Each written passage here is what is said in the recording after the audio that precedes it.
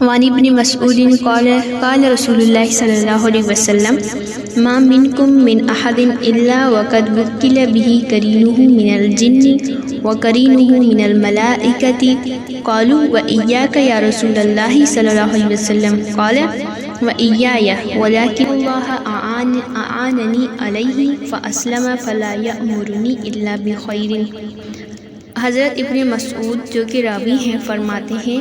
آپ صلی اللہ علیہ وسلم نے ارشاد فرمایا تم میں سے کوئی شخص ایسا نہیں ہے جس کے ساتھ ایک ہمزاد جنوں میں سے یا شیطان میں سے اور ایک ہمزاد فرشتوں میں سے مقرر نہ کیا گیا ہو۔ صحابہ نے عرض کیا یا رسول اللہ کیا آپ کے ساتھ بھی آپ صلی اللہ علیہ وسلم نے فرمایا ہاں میرے ساتھ بھی، لیکن خدا نے مجھ کو اس جن جو موکل ہوتا ہے انسان کے ساتھ مقابلہ کرنے میں مدد دے رکھی ہے، اس لیے میں اس کے مکر و فریب اور اس کی گمراہی سے محفوظ رہتا ہوں، بلکہ یہاں تک کہ وہ بھی مجھے بھلائی کا مشورہ دیتا ہے۔ اس حدیث کا مطلب یہ ہے کہ ہر انسان کے ساتھ موکل ہوتے ہیں، ان میں سے ایک تو فرشتہ جو نیکی اور بھلائی کی طرف رہنمائی کرتا ہے اور انسان کو اچھی باتیں و نیک کام سکھاتا ہے اور اس کے قلب میں خیر و بھلائی کے چیزیں ڈالتا ہے، یعنی دل میں اس کو ملہم کہتے ہیں، ملہم۔ اور دوسرا ایک جن شیطان ہوتا ہے جس کا یہ کام ہوتا ہے کہ وہ انسان کو برائی کا راستے پر ڈالتا ہے، چنانچہ وہ گناہ اور معصیت کی باتیں بتاتا ہے گناہ کے، اور دل میں برے خیالات و غلط وسوسے پیدا کرتا رہتا ہے، اور اس کا نام وسواس ہے، یعنی کہ دونوں ساتھ میں ہوتے ہیں، اور وہ برائی کی طرف کھینچتا ہے اور وہ بھلائی کی طرف۔ پھر انسان پر ہے کہ وہ جس طرف جائے اس کی باتوں میں آ جائے یا پھر اس کے باتوں میں آ جائے، اور یہ قدرتی طور پر ہوتا ہے۔ اگر کسی سے برائی ہو جائے تو پھر یہ نہ کہے کہ مجبور کیا گیا، کیونکہ اس کو دونوں راستے دیے گئے ہیں نا، وہ چلا خود ہے۔ اب کسی کے سامنے دو راستے ہوں، ان میں سے اگر وہ غلط راستے پر چل رہا ہے تو پھر یہ نہ کہے کہ مجھے چلایا گیا ہے غلط راستے پر، نہیں بلکہ وہ اپنی مرضی پر خود چلا ہے اس راستے پر۔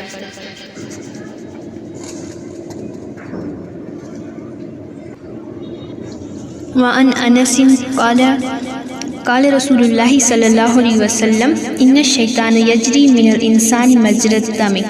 حضرت انس کہتے ہیں کہ رسول اللہ صلی اللہ علیہ وسلم نے فرمایا انسان کے اندر شیطان اس طرح دوڑتا پھرتا ہے جیسے رگوں میں خون گردش کرتا ہے۔ اس کا مطلب یہ ہے کہ اس حدیث کا مطلب کہ شیطان انسان کو بہکانے کی کامل قدرت رکھتا ہے، صرف یہ نہیں کہ وہ مختلف ظاہری صورتوں میں اچھے انسانوں اور نیک بندوں کو بھلائی کے راستے میں چلنے میں رکاوٹ بھی پیدا کرتا ہے، بلکہ انسان کی داخلی کائنات میں گھس کر اس کی ذہن و فکر میں بھی اور اس کے دماغ میں بھی پراگندہ کرنے کی کوشش کرتا ہے،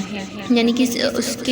اس کو بہت زیادہ طاقت ہے انسان پر۔ انسان کا اور شیطان کا گویا یہاں پر ایک جنگ ہے، اور انسان کو اس سے جیت کر جو ہے کامیاب ہونا ہے آگے چل کے۔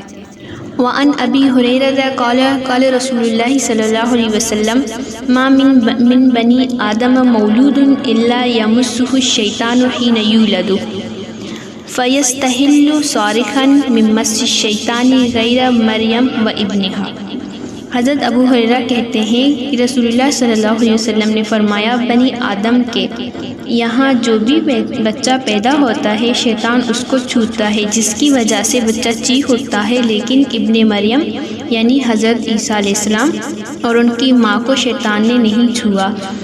یہاں اس حدیث کا مطلب یہ ہے کہ شیطان چھونے کا وہ ولادت کے وقت بچے کو کھوپ میں اپنی انگلیاں اس طرح مارتا ہے کہ بچہ تکلیف محسوس کرتا ہے اور چلا چلا کر رونے لگتا ہے۔ اس شیطانی ایذا کا شکار ہر بچہ ہوتا ہے، صرف حضرت مریم اور ان کے بیٹے حضرت عیسیٰ علیہ السلام اس شیطانی عمل سے محفوظ رہے تھے۔ ان دونوں کا محفوظ رہنا بظاہر اس کی دعا کی مقبولیت کا نتیجہ تھا جو حضرت مریم کی والدہ نے کی تھی، جس کا قرآن میں تذکرہ ہے کہ انی اعیذھا بک وذریتھا من الشیطان الرجیم، کہ خدا میں اس مریم کو اور اس کی اولاد کو شیطان مردود سے آپ کے پناہ میں دیتی ہوں۔ حضرت مریم اور عیسیٰ علیہ السلام کا ذکر خاص طور پر اس لیے کیا گیا ہے کہ ان کی والدہ سے صراحتاً دعا منقول ہے، یعنی قرآن پاک میں واضح طور پر ان کی دعا کا ذکر ہے نا، تو اس وجہ سے یہاں حدیث میں بھی ذکر کیا گیا کہ اللہ تعالیٰ نے کیسے ان کی دعا قبول کی،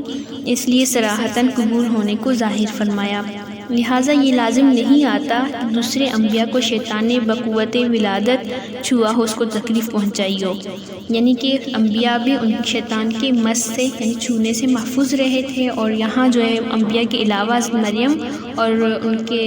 بیٹے حضرت عیسیٰ علیہ السلام کا جو ذکر کیا گیا وہ اس وجہ سے تاکہ ہمیں پتہ ہو، ہمیں بتانے کے لیے کہ اللہ تعالیٰ نے دعا قبول کی ان کے والدہ کی۔